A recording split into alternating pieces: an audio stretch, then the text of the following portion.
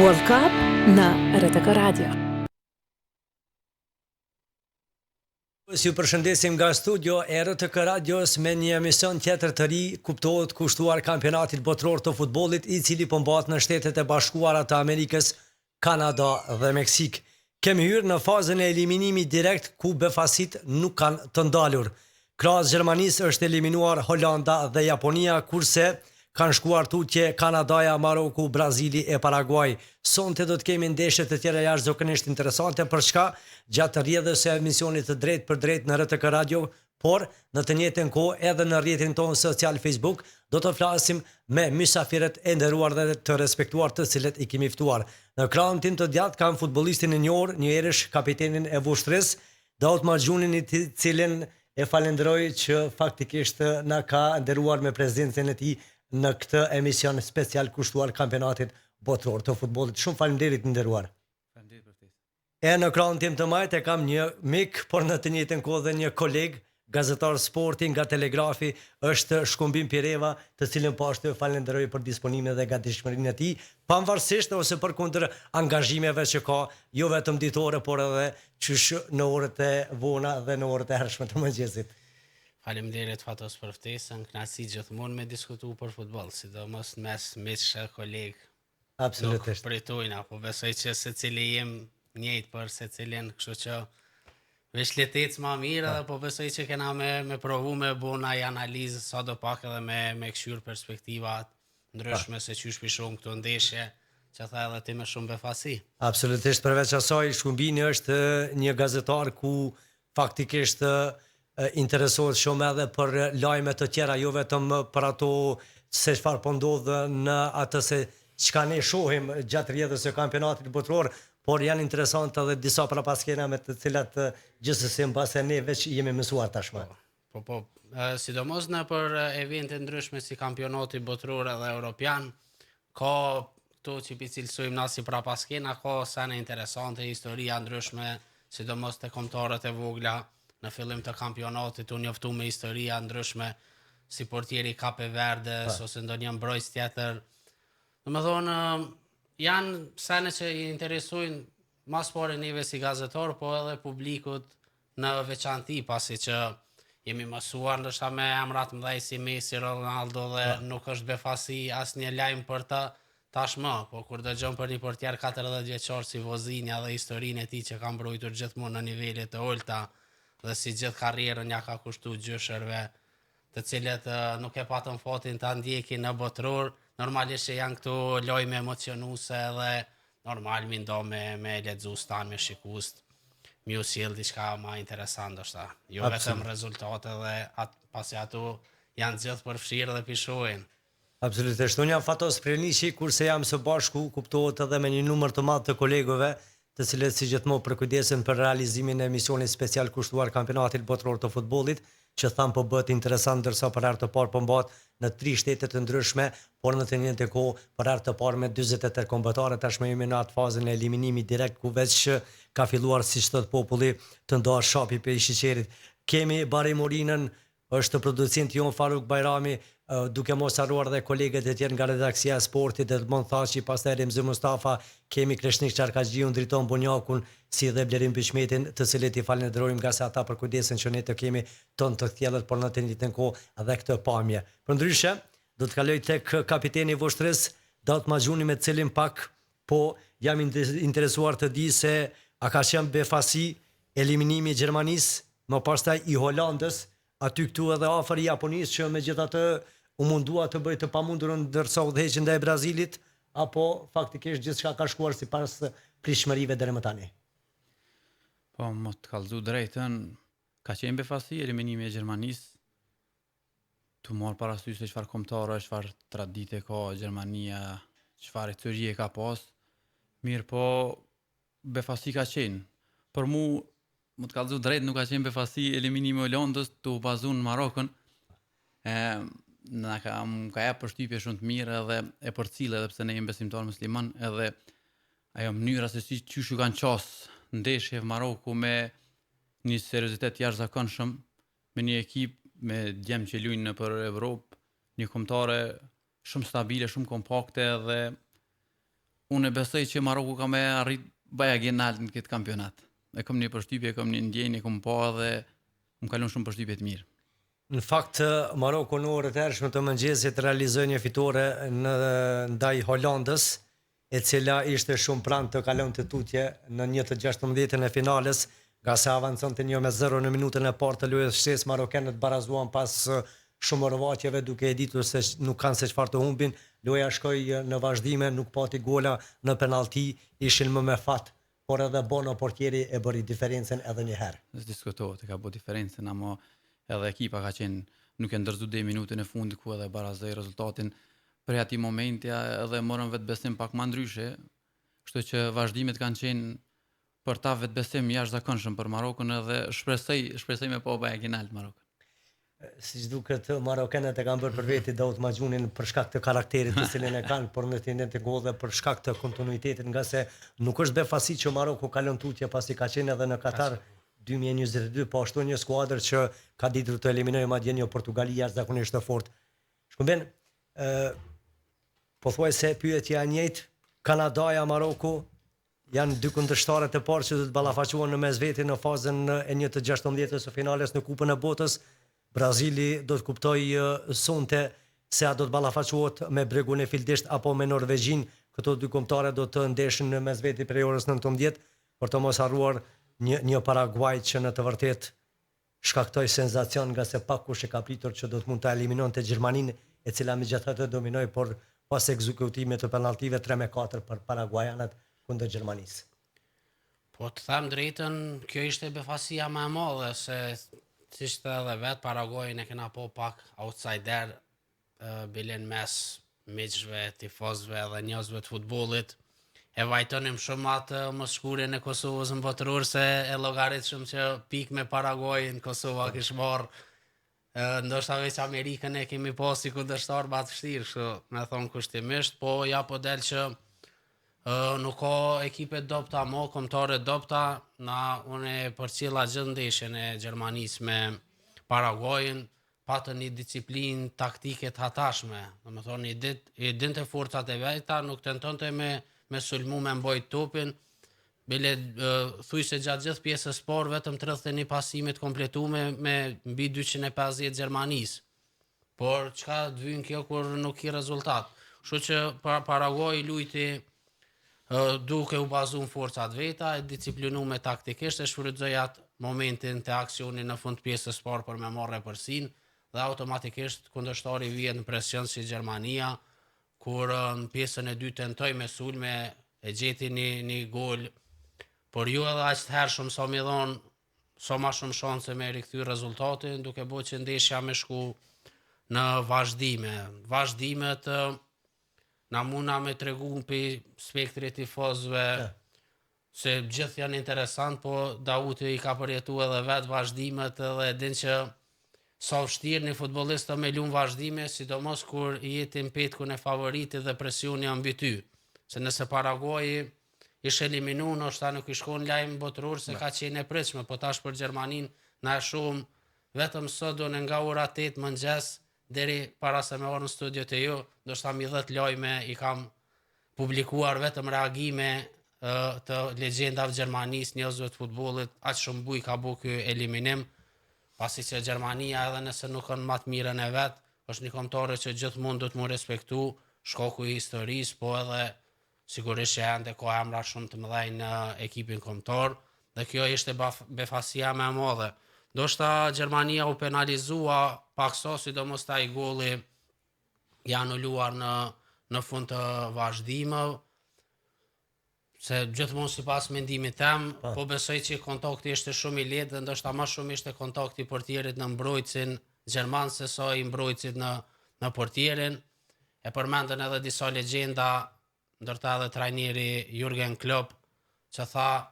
që Arsenali nuk ish bu kampion i Premier Ligës nëse gjithmonë këto kontakte ishin sankcionu me faulle. Kështu që po besoj që këtu dëmtu Gjermania, edhe një rast tjetër kur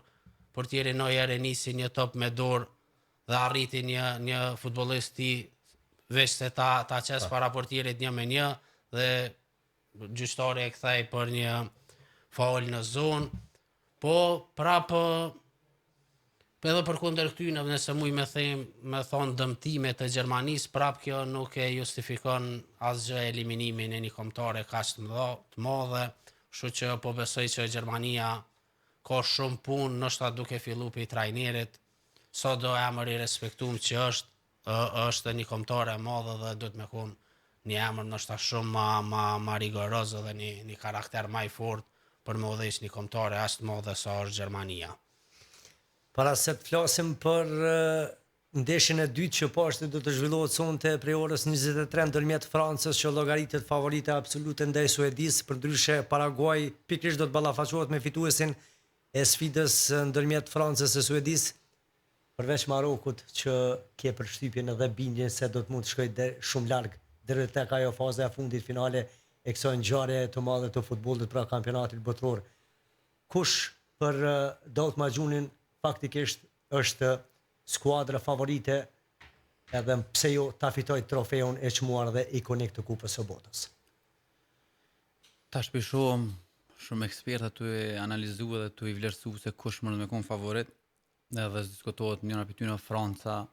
Portugalia, Anglia, po une favoritin kryesore kom potencu edhe në fillim me shok me dashamir, Argentinën e shë favoritin kryesor për me fitu këtë trofej, pasi që e kanë një grup lojtarëve në futboll, lujnë rol individat në momentin të caktume. Mirë po kolektivi është sa një kryesor që çon përpara. Edhe ata e kanë një kapiten që është Messi edhe kanë një grup lojtarëve të kallëzënëve të fakti se si të dalin zeme, se si e fillojnë ndeshjen, se si mu më kalon përshtypje të jashtëzakonshme mënyra se si një grup i lojtarëve e kanë një qëllim.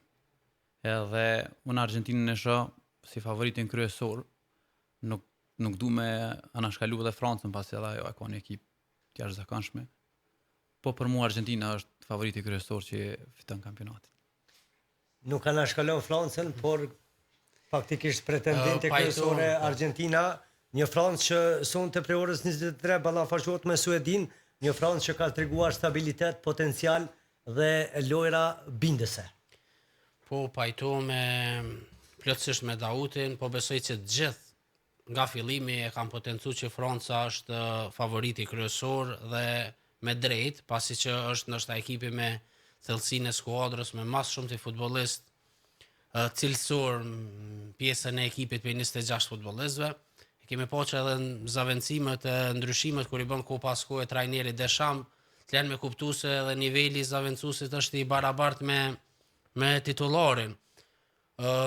Pas Francës, ndoshta u llogarit Spanja, por ndeshjet e grupit e që Spanja po në vështirësi, sidomos me mungesën në fillim të Jamalit dhe ku pasko edhe me Nico Williams, kur dihet që Spanja shumë e ka bazu lojën në këta vingera që thojmë këtë futbollin modern, dhe nëse këta dy nuk janë më të mirën e tyre, Spanja po është ma e dopt në fazën sulmuese, përveç qarkullimit që normalisht nuk i mungon asnjëherë. Unë në fillim i kam po Francën dhe Spanjën, po me fillimin e kampionatit kam marrë në konkludimin e njëjtë si Dauti që Argentina me të vërtet është një skuadër e bashkuar, ka një unitet, domethënë pa port, hatashëm dhe një luftë, them termin sportiv që e bujnë për kombëtarën e tyre, për njëri tjetrin, domethënë janë për çdo lavdat dhe prapë mendoj që nëse jo finalja titulli gjithsesi do të shkojë për njërin prej këtyre dy kombëtare. Nëse nuk do të jenë në finale këto dyja, por me shumë gjas, pasi që edhe i favorizon i favorizon kuptimin, po rrugtimi ja u mundson të ndeshën, po besoj që prap do të përsëriti një finale Katarit dhe normalisht për tifozët e futbollit e ka treguar edhe ajo finale ndoshta më e mira, paktën 30 vite sa në shikoj futboll, domethënë finalja më e mirë ndonjëherë dhe nëse përsëritet, po besoj që prap do të jetë një finale shumë e madhe dhe ne tifozët e futbollit ato ndeshje i presim. I përjetojmë. Normalisht le të fitojmë më i miri, dëshira ime ndoshta më e madhe do të ishte ta fitoj Argentina në rast se përbollen këto dy kombëtare, po prapë them që janë 50-50 dhe nuk ka favorit, sidomos në finale. Absolutisht. Po marrë shkas nga fillimi i bisedës me Shkumbinin që tha në grupin D, ku do të mund të ishte Kosova që psoj në ndeshjen finale të play-offit ndaj Turqisë, e cila megjithatë përkundër një fitoreje u kthye shumë herët në shtëpi gjatë fazës së grupeve. Si e ke parë këtë grup? Kemi Shtetet e Bashkuara të Amerikës, Paraguay dhe Australinë që të trija kombëtare, të cilat faktikisht vazhduan tutje në fazën e eliminimit direkt. Tash më në me fol pak ma ndryshe, është gjëna se qysh na ka ike e ndeshje, tash pe vajtojmë edhe ma shumë tyje, po une e për cili futbollin e Turqisë jashtëzakonisht shumë, pasi që si fëmijë më ka met ekipin Galatasaray, e kam ekipin që e du shumë edhe e kom përcjellë dhe e kom ditë gjendjen e kombëtarëve të Turqisë që shkon edhe kur e në Kosovë dhe ju më lut shumë më poshtë me kryse e kom ditë çka kanë me posta. Nuk jem befastu hiç pse Turqia u eliminu, për të kallë drejt, kështu se nuk mundën me pas një që më thonë zotin e shtëpisë aty që është kryetari i Federatës Futbollit të Turqisë, një njeri arrogant me gjeste, me gjitha mënyrat, edhe prej ti është shkak se që thonë një fjalë të na popullit qysh është koka, vazhdon edhe pjesa tjetër e trupit. Edhe ai unë e di aty që është sill me ta dhe çfarë raporte ka pas si me klubet e Turqisë, si me përzgjedhjen lejtarëve ka pas ndikim shumë, edhe kjo u akmirë. Në futboll nuk ka sukses kur të bëhet veç qone, mos sukses veç ti. Kjo shkon zinxhir. Prej kokës e ranshkën. Si në sukses, si mos sukses. Edhe Turqia nuk u kum befasi për mu që u eliminu, se i kum di se qysh kanë rrugtu, qysh kanë i kum përcjellë edhe se edhe kam faqen në kampet e tyre dhe nuk u kum befasi. Na vron ale ajo pse na ti shumë kon Kosova, ti shumë kombëtarë janë aty. Siç diskutuhet që kishim pas sukses më shumë se Turqia. Edhe ky problemi i Turqisë vazhdon ale me ata mentalitetet e na në Ballkan është shumë interesant, e kem aty për aty dhe tani për ma vonë nuk menojmë. Edhe unë po menoj që Turqia me ato që ka dhënë nuk e ka meritu ma shumë këtë kampionat. Senzacion e kemi ekipin e Gjelbërt, që do të ketë punë jo të vështirë, po jashtë zakonisht 3-4 herë shumë më vështirë për ballë Argentinës. Për Shkumbinin pyetja, kush mund të jetë senzacioni përveç ekipit të Gjelbërt që do të mund të shkaktoj befasi të këndshme pas fazës 1/32 së finales, nga se ne vazhdimisht po i përmendim ekipet favorite, duke mos i harruar këto skuadrat të cilat në mesin e tyre kanë futbollist që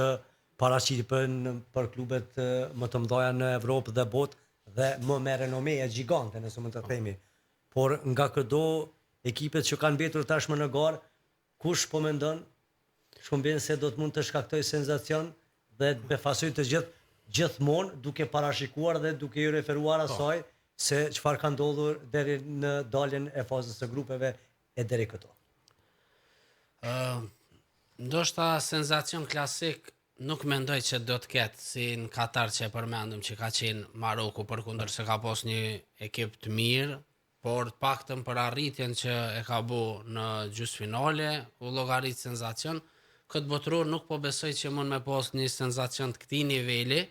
por mund të ketë kombëtare, ndoshta Meksika, se nuk është llogaritur fare si ekip që mund të shkoj larg, por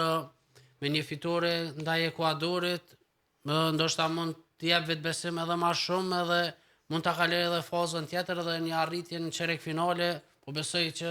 kish mujt më llogarit si senzacion. Një kombëtar tjetër që po besoj që do të më respektu shkaku edhe i emrave që ka në ekip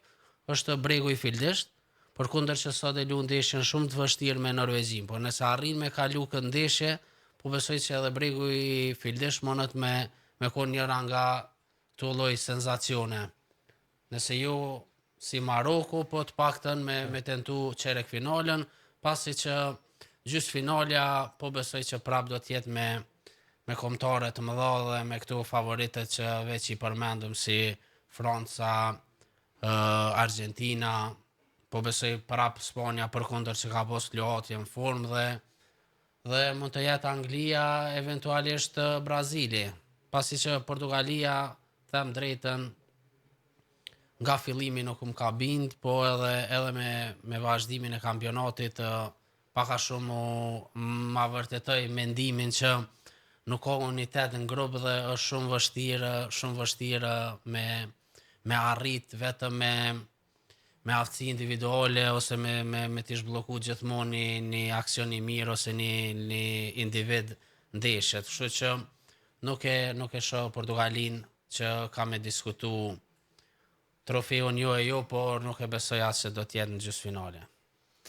Kur nuk e unitet, gjërat nuk është se funksionojnë edhe shumë mirë, edhe në të vërtet kjo është duke i ndodhë kombëtarës së Portugalisë, në mesin e të cilës ka futbollist që e kanë bartur barrën kryesore në për klubet më me renome ose më gjigante, sidomos në Francë, por mos harrojmë dhe në ekipet të tjera. Gjithsesi, kemi një Portugali, siç edhe tha Shkobini, nuk është se edhe ka bindur, ka arritur të poshtë një Uzbekistan prej 5-0 në fazën e grupeve, ka barazuar në ndeshjen e parë ndaj Republikës Demokratike të Kongos, 1-1, kurse për fat të mirë shpëtoi pa pësuar ndaj Kolumbisë, nëse Kolumbia vërtet e dominoi lojën. Për juve, Daut, kjo përbërje e Portugalisë që nuk ka bindur deri më tani, mendon se do të mund që në vazhdim të ndodhe kundërta bashkë atëherë kur edhe i nevojitet një gjë e tillë, nga se do të ketë punë ndaj Kroacisë të premtën prej orës 1 pas mesnate. Po, nuk diskutohet. Portugalia ka lojtar me peshë të madhe edhe ata po besoj që munën me pas ndryshimin, po qysh që ceku edhe shkumbimi nuk e kum pasun Portugalin, ndoshta ajo ego e madhe në mes lojtarëve, ndoshta po them se nuk e di, po nëse një grup nuk ka unitet, është edhe fillojnë këto përçamjet, fillojnë këto se i kim pa edhe për media, shkrimen ndaj Ronaldo dhe këto, s'diskutohet që ndikojnë te grupi i lojtarëve. Edhe nuk po më thon që e shoh Portugalin që mund me bua ndryshimin, edhe pse e pretin ndeshje e vështirë me Kroacinë, jashtëzakonisht. Po nuk e di, edhe pse me qef kisha pasi Ronaldo ka dhënë kontribut jashtëzakonshëm, të paktën më afru atje, po nuk më kalon përshtypje Portugalia që mund me bëj diçka. Nëse në fillim Portugalia faktikisht është llogaritur apo cilësuar si njëra prej kombëtarëve pretendente, tashmë po ndodhe kundërta, nuk është se edhe shumë analist, shumë ekspert gjithmonë duke u bazuar në ato lojra të cilat i ka zhvilluar gjatë fazës së grupeve, do ta ketë relativisht të vështirë. Do të flasim pak edhe për këto ndeshje të nesërme në orën 3 të mëngjesit, Meksika që ka dalë nga grupi me 9 pikë, gjithsesi maksimale, do të ketë punë me Ekuadorin, e fituesi i duelit Meksik-Ekuador do të ballafaqohet me kombëtaren fituese nga sfida që do zhvillohet po ashtu nesër pasdite prej orës 18 ndërmjet Anglisë dhe Republikës Demokratike të Kongos. Unë e thash, Meksika na kalon një shihet mirë, një ekip shumë i komponuar dhe rezultatet pozitive, 3 fitore në grup, ka qenë pejt pak kombëtarëve që kanë arrit, zbashku me Argentinën. Kështu që po besoj që me Ekuadorin shkaku edhe që organizohet botërori në vetë Meksik, zbashku me SBA dhe Kanadat, ja jep një shtys për këtë takim, por përballja tjetër mund të them që me Anglinë normalisht llogaritet si favorit, nuk mund ta shoh Republikën Demokratike të Kongos ta kaloj Anglinë. Këtu do të shihet forca e vërtet ndoshta edhe e Meksikës. Të këto dy ndeshje llogariti Meksikën favorit, ndërsa te ndeshja e nesër me Anglinë. Tash të shohim, na e thamë edhe në fillim të emisionit që pat befasi dhe mund të ketë prap, por ndoshta me kalimin e ditëve dhe me fazën e ardhshme këto befasive që do të rallohen, mos them të ikën krejt, pasi që shkon të u vështirësu gara dhe elementet e vogla e bojnë diferencën, kështu që kur përballen dy kombëtare, ndoshta që janë në diferenca shumë të mëdha cilësisht, vreje dallime dhe si në rastin e Anglisë me Kongon, përkundërse Kongo ka shumë lojtarë që luajnë sidomos në kampionatin anglez, si sulmuesi Visa, po edhe sulmuesi tjetër që është në La Liga. Prap, po besoj që Anglia ka diçka më shumë dhe të paktën Anglia nuk ka hyrë për me diskutu fazën e 1/8 ose fazën e 1/16. Ta gjithmonë hyn për me fitu trofeun dhe po besoj çdo eliminim më herët se gjysmëfinalja do të ishte dështim për Anglinë. Spanja-Austria, një tjetër ndeshje që do të zhvillohet të njëjtën prej orës 21. Ekipi fitues nga ky duel, pra në mes spanjollëve dhe austriakëve, do të ballafaqohet me kombëtaren fituese nga dueli tjetër që do të zhvillohet të premten pas orës 12 ose pas mesnatë prej orës 1 ndërmjet Portugalisë dhe Kroacisë. Një ballafaqim shumë i fortë do të mund të jetë nëse këtu kalojnë favoritët Spanja, nëse eliminon Austrinë dhe në anën tjetër Portugalia, Kroacinë, por gjithsesi dy çifte shumë po themi kështu interesante nga se edhe austriakët pavarësisht që psuan ndaj argjentinasve e treguan forcën dhe e dëshmuan se kërkojnë të shkojnë sa më larg. Po, këtu do shta me lidh me Austrinë, pasi që nuk besoj që ka me postë edhe bëjë vështirë tu bazu ndeshjet e Spanjës, më ka befasu, për të kallë drejt kështu, Spanja më ka befasu e kom përcjellë edhe në grupe sa ka qenë mënyra lojës se si ka luajtur në grupe në eliminime në krahazim me këto dallimi jashtëzakonshëm, nuk e di pse, nuk e di çka ka mujt me ndiku, po nuk e kisha marrë edhe Austrinë si ndeshje e lehtë, pasi që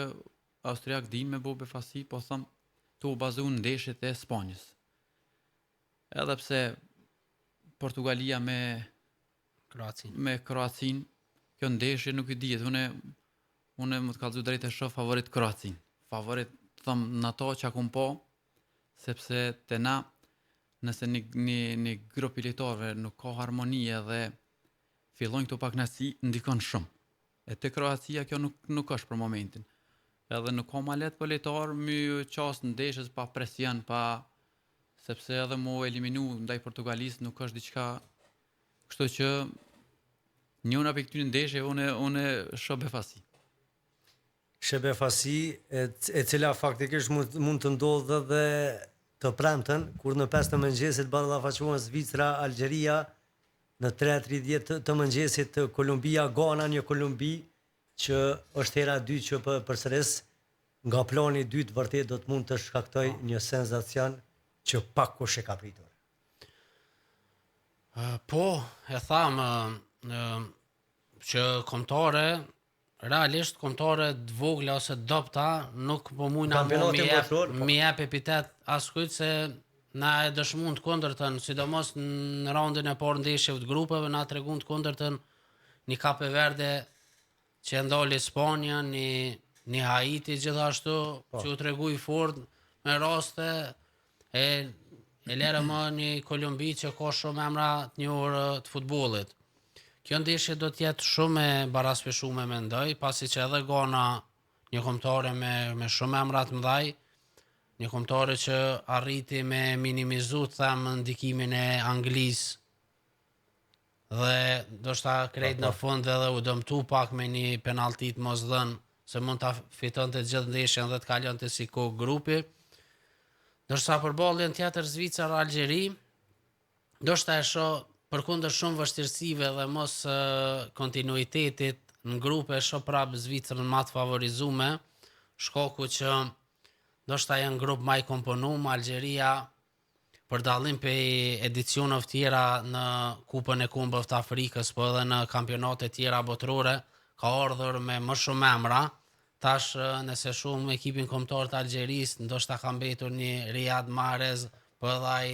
në perëndim të karrierës nuk është më ai para 4 viteve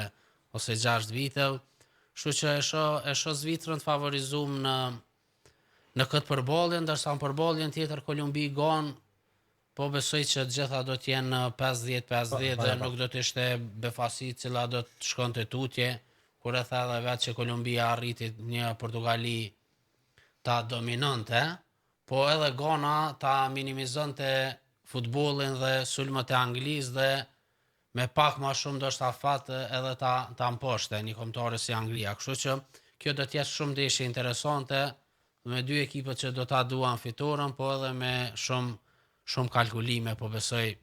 do t'jetë pasi që tash jem në këtë fazën ku shumica e ekipëve hyn ma shumë mos me humbë se sa me fitu dhe çati sjell loja edhe me marr. Kështu që t'ja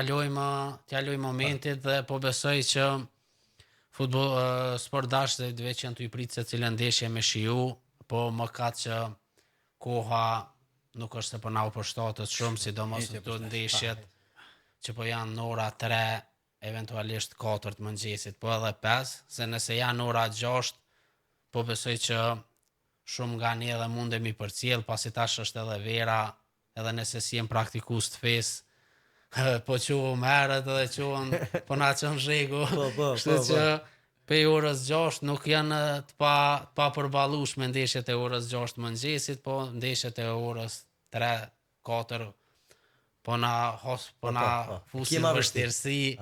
se nuk vedi njëre a me nejtë zgjut, me prit ndeshje, na me flejt, e mu shumë me alarm, kështu që është pak problem, po qa mi botash është organizimi në SBA në Kanada dhe në Meksik dhe diferenca kohës është 6, 7, 8 me shumicën e vendeve të Evropës. Pak fjalë për Kolumbin që do të ketë punë me Ganën e Zvicra me Algjerin. Daut? Zvicrën e shoh favorit edhe pse fillem me pat një start jo të mirë, kështu që në krye me granitin e shoh favorit Zvicrën. Sa i përket Kolumbis, ekip që më ka pëlqyer shumë, në ndeshjen me Portugalin, edhe pse ai goll për mua është i rregullt, po ka njerë vëllëm vynë ato rregullat e Arsene Wenger, mua aktivizu me njerë se po, ishte Kolumbia që ndaj Portugalisë realizoi fitore në fazën e grupeve në çastet e fundit, por ai gol u anulua për shkak se gjithnjë sipas asaj se çfarë edhe faktikisht po në referet bëj fjalë për një pozicion jashtoje me milimetra, me majë të gishtrinjeve të një futbollisti që kishte mbajtur në lojë faktikisht në atë aksion. Tash para menon në kësi ndeshje çfarë gjendje në lejtarët më të anuluni asi goli. Kështu që Kolumbinë e shoh favorit. Për të mos harruar që nesër do të kemi pashtu edhe një ndeshje tjetër prej orës 22 Belgjika, e cila nuk është se ka bindur ose nuk është se ka bërë atë se çfarë ne kemi pritur ose e kemi parashikuar, që do të ndeshet me Senegalin, ndërsa fituesi i kësaj sfideje do të ballafaqohet me kombëtaren fituese nga dueli tjetër që do të zhvillohet të njëjtën pas orës në orën 2 pas mesnatën, nëse nuk gaboj, ndërmjet Shteteve të Bashkuara të Amerikës dhe Bosnjës e Hercegovinës, që faktikisht është rrugës drejt historisë. Po, të filloj të kjo ndeshja SBA Bosna. Bosna e nisi relativisht dopt botërorin,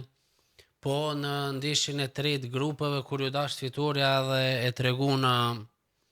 e treguna cilësinë e tyre dhe arritën, po prapë ndoshta edhe shkoku i përvojës, shkoku i mentalitetit nuk është se po mbind prapë më Bosna në mënyrën e lojës, si piqasët e ndeshjeve, shkoku i cilësisë po më duken shumë po luajnë futboll defanziv, nuk pe merr atë guximin ndoshta me sulmu ma shumë edhe me bu futboll ma atraktiv, pasi që ne përgjithsisht kombëtarët e Ballkanit jena pak të mundohemi me kon ma ofanziv, me lu futboll sulmues, është çështje mentalitetit, edhe te Bosna nuk e kam po. Ndoshta ideja e tyre për të arritur më shumë rezultate është kjo, por në ndeshje me SBA-t po besoj që ka me penalizu, se SBA-t e kemi po që kanë zhvillu shumë futboll të mirë dhe kanë arrit ta kalojnë si vendi parë grupin e tyre me 3 fitore. Këtë ndeshje prapë i shoh SBA-t si favorit, pasi që nëse i marrëm me emrat përveçëm, e shumë që ka ma shumë yje momentalisht skuadër, po edhe një grup lojtarëve që kanë arrit mu komponu edhe me lu futboll ekipor, dhe kjo ka rezultu me pas rezultate pozitive dhe me ardhe një moment ku ndoshta nuk diskutohet kalimi i kësaj faze. Ndërsa në përballjen tjetër mes Belgjikës edhe Senegalit, këtu e shoh Senegalin ndoshta për një nuancë më të favorizum, pasi Belgjika është në një ku ka shumë paqartësi, jo vetëm sa i përket lojës, po edhe sa i përket grupit që do ta ndërtoj tash për tashmën edhe për të ardhmen. Përkundër se ka ofruar shumë lojtarë të ri dhe shumë lojtarë me cilësi, sidomos pjesa e mesfushës me 2 mesfushorë të Aston Villës që arritën edhe me mu kualifiku në Champions League edhe me fitu Ligën e Evropës si Tielemans dhe Andre Onana. Për barra skuadrës ndoshta po mbetet te veterantë ose senatorët e ekipit si De Bruyne, Lukaku dhe deri diku edhe Courtois që janë në pjesën e fundit karrierës, përveç portierave që zakonisht vendosin me lujt më gjatë. Kjo më ka bo që Belgjika ndoshta edhe mos ketë rezultate, po edhe mos ta shoh si favorit, ndërsa në anën tjetër Senegali, si shumica e kombëtarëve tjera afrikane, përveç që kanë befasu se 9 nga 10 ekipet i kanë kalu grupët, që është një sukses shumë i madh për ekipet afrikane, po edhe ndoshta edhe koha është i favorizu, shkoku i temperaturave të larta, po besoj që ta janë të mësu me motin dhe ndoshta po performojnë ma let, dhe gjithashtu përveç humbjes që e patën fillim me Francën, ku ndoshta nuk ishte rezultati real përkundër se Franca e dominoi ndeshjen, po prapë buni deri në minutën e 60-70 lujti futboll barabar dhe tregoi që është një ekip i komponuar. Edhe kjo më bën me llogarit ndoshta pak ma favorizum Senegalin këndeshje dhe nuk do ta cilësoja befasi nëse do ta kalonte tutje Belgjikën. Senegali ka luajtur ndeshje më të mira dhe do të ketë punë me Belgjikën dot. Në sfidën tjetër Shtetet e Bashkuara të Amerikës që dolën të parët në grupin ku do të mund të ishim edhe ne fare let pas asaj humbje ose disfatë ndaj Turqisë që pas 3 ndeshjeve u kthye mbrapa. Kemi Amerikën që ballafaqohet me Bosnjën, që realisht duhet ta pranojmë vetë sukses është paraqitja në këtë kampionat botror, por loja të cilën është duke shfaqur me përgjithësin Sergej Barbares vërtet lë shumë për të dëshiruar pavarësisht se ndodhen në këtë fazë. Sa i përket analizë analizoj shumë mirë shkëmbimi, po mu më ka rome për cilë ndeshjen Zvicra dhe Bosnja dhe një kampionat tillë dhe me rezultat dezavantash 3-0, kështu kemu mbrojt të paktën me dhonë diçka se ti po vjen këtë kampionat edhe përfaqëson kombin tënd diçka do të më bëj të paktën. Edhe po ndeshjet në vazhdim më ka befasu Bosnja, nuk e shoh me Amerikën që mund të më bëj diçka më shumë. I kom përcjellë ndeshjen e Amerikës, zakonisht kom prit Turkisë më ia dhon shëboja të paktën një 3-4 golla, po për kontrazi, kështu që e shoh shëbohen favorit. Sa i përket Senegali me Belgjikën është e vërtetë që ata shumimi kur të vjen koha veteran, se diskutohet, do të më marr përgjegjësi, po kur vjen koha një moment, një kampionat tillë me prit prej veteranëve me marr përgjegjësi, nuk mundesh me arrit shumë atje ku e ki cakun. Kështu që unë e shoh Senegalin dhe shëbani shoh favorit. Jemi shumë pranë atyre minutave të fundit që i takojnë këtij emisioni special kushtuar kampionatit botror të futbollit në RTK Radio, por në të njëjtën kohë edhe në rrjetin tonë social Facebook. Gjithnjë po flasim për kampionatin botror me gazetarin e sportit nga Telegrafi Shkumbin Pireva dhe futbollistin e njohur e kapitenin e Vushtrës Daut Maxhuni. Po e përmbylli fillimisht duke nisur nga ju. A ka ndonjë kuriozitet së fundi për sa takon kampionatin botror? Para se të bëj një pyetje kështu si nën pyetje. Kuriozitet nuk e di, kuve të fundit pasi dje dhe par dje isha pushim, Pa. dhe sot e fillova javën, pasi e filloj të martën, nuk është se rastisa ndonjë kuriozitet Po dhe shumë s'është se ka interesant, po. ndodhur ndonjë gjë shumë e madhe nga se sa ka nisur në faza e Po. eliminimit direkt, por e përmendem herët që më tepër është folur në mediat gjithandej botës dhe Evropës për eliminimin e Gjermanisë, Po. se sa për kualifikimin e Paraguajit. Kështu që nuk është se rastisa ndonjë kuriozitet shumë interesant këtë mëngjes them deri në gjysmën e ditës, deri në ora 12, por sigurisht që pasi të kthehem në punë në pjesën e dytë të orarit tim do të tentoj të gjej diçka më interesante për lexuesit tanë besnik që janë numër shumë të madh, por nëse ju kuriozitet rekorde po vazhdojnë të thyen çdo ditë, një i tillë ky pikërisht i Gjermanisë që nuk ishte humbur asnjëherë në penallti në këto faza, kështu që rekord po, kuriozitet besoj që më vonë do ta gjejmë një dhe do t'ja plasojmë lexuesve.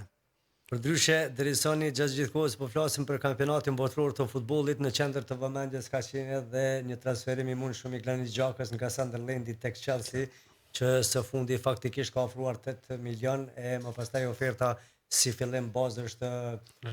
refuzuar, por që çmimi pritet të ngritet në të njëjtën kohë, po ashtu po raportohet se reprezentuesi i Kosovës, Albion Ramoni, pritet të kalojë nga Sparta Pragës tek ekipi që është promovuar në Serie A tashmë nga Serie B, bëhet fjalë për Venecia. Po, dy transferime shumë interesante. Sidomos ky i Xhakës, përkundër se ka luajtur për shumë vite te Arsenali dhe është një rival shumë i madh Chelsea, ndoshta nuk do të pritej mirë nga tifozët e top gjinëve, por për karrierën e Xhakës po besoj që do të ishte një vulje e këtyre 10 apo 15 viteve të cilat i ka zhvilluar në futboll elitar dhe po besoj që pa problem do të luante Xhaka në një ekip të Chelsea siç është tash, pasi që cilësitë e tij nuk diskutohen dhe them drejtën, ndoshta shumë pak është vlerësuar Xhaka në aspektin ndërkombëtar për aq sa i ka dhuru futbollit. Pasi sipas meje, ndoshta në 10 vitet e fundit nuk po them 3, por në 5 mesushorët më të mirë defanziv ka qenë në Premier League.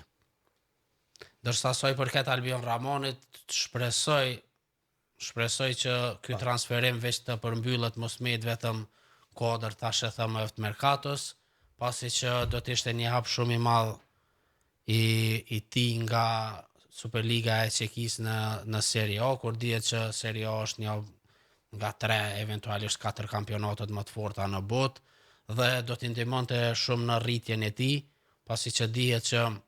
përveç se është shumë futboll taktik, në të njëjtën kohë është edhe futboll fizik dhe do ta ndihmonte shumë Albion Ramonin të bënte atë hapin drejt një sulmuesi të kalibrit botror dhe normalisht frytet e tij do t'i shite edhe kombëtarja e Kosovës, kur dihet që Vedat Muriqi është në vitet e fundit të karrierës dhe do ta fitonin një Vedat Muriqi të ri që do të ishte partneri Fisnik Aslanit, i cili gjithashtu po flitet që do ta kompletoj shumë shpejt një transferim te Borussia Dortmund. Daut, Voshtria bashkë me Juve u rikthye në elitën tonë të futbollit për shkak të shumë problemeve të cilat e keni pas, i keni të kalu, madje përkundër atyre problemeve arritët që të siguronin faktikisht rikthimin synim të cilin edhe e keni pasur. Çfarë pritet në vazhdim, nga se tashmë veç dihet të shumica prej ekipeve do të nisin fazën përgatitore, pasi me 15 gusht edhe fillon në sezoni i ri në Superligën e Kosovës në futboll. Si qëndron Vushtria, pak fjalë për këtë?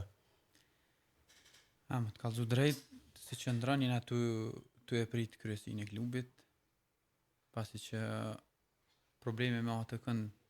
ende nuk është zgjidhur, edhe përshpresojmë na është informuar se kjo javë do të jetë vendimtare për Ecurin, për çështjen e klubit, për gjithë tjerat nuk kemi informacion më shumë. Më presim kjo javë është vendimtare të shoh. Patjetër që në këtë drejtim vërtet ju dëshiroj fillimisht shumë suksese nga se është ekip me traditë, dihet se çfarë tifozërie faktikisht ka Vushtrria që gjithsesi do të garojnë në Superligën e Kosovës në futboll, ku ekipet kundërshtare kur të luajnë në udhtim ndaj Vushtrës vërtet edhe në bazë të asaj atmosfere do ta kenë relativisht të vështirë, po besoj. Nëse diskutohet ndeshjet në Vushtrë gjithmonë kanë qenë zjarta, po shpresojmë të shohim se si do të rrjedhin gjanat gjatë kësaj jave dhe shpresojmë që kanë bëu mirë. A do të qëndrosh tek Vushtrria apo ka ndonjë lëvizje nga se keni pas paraqitje shumë të mira dresa biseduan për këto transferimet e mundshme që do të mund të ndodhin në Evropë? Daut Mazhuni do të qëndroj besnik Vushtrës? Është fakt se kam pas oferta, po ende nuk dihet, pasi që unë edhe 6 muaj kam kontratë me klubin e Vushtrës edhe të shohim se si do të rrjedhin gjanat, nuk dim. Faleminderit shumë Daut Mazhuni që ishe pjesë e emisionit special kur shkruar kampionatit botror të futbollit në RTK Radio, ndërsa shkuam drejt për drejt në rrjetin tonë social Facebook. Faleminderit për ftesën, ishte kënaqësi. Shumë faleminderit edhe një herë për prezencën Shkumbim Pireva nga Telegrafi, që faktikisht na nderoi me prezencën e tij dhe me analizat të cilat i bën gjatë gjithë kohës në këtë kohë që është rezervuar për Kupën e Botës. Faleminderit edhe për juve Fatos, gjithmonë kënaqësi me diskutu me ty, po edhe me futbollist dhe me njerëz sportit si Dauti. Ndërsa nëse më lejon edhe më premton pa koha, kisha dosh me uru Dautit inkuadrimin e Superligë, po edhe gjithë ekipit dhe qytetarëve të Vushtrës këtë arritje dhe vetëm sukses në Superligë. Fillimisht inshallah zgjidhet ai problemi, ai ngërçi financiar që është dhe pastaj edhe rezultatet. Se pasi dihet që është jeshi ekipi i Vushtrës. Faleminderit shumë. Para se të përshëndetemi, falenderojmë edhe Vlera Sportin për këtë top zyrtar të Kupës së Botës, të pajisje sportive, por në të njëjtën kohë dhe trofeun e çmuar ikonik të kampionatit botror, ka sa i përket emisionit special kushtuar kampionatit botror të futbollit, të cilën e transmetuam drejt për drejt në RTK Radio dhe në rrjetin tonë social Facebook. Ju falenderojmë për vëmendjen e në të njëjtën kohë ju ftojmë të qëndroni edhe me tutje për programet tona në vazhdim.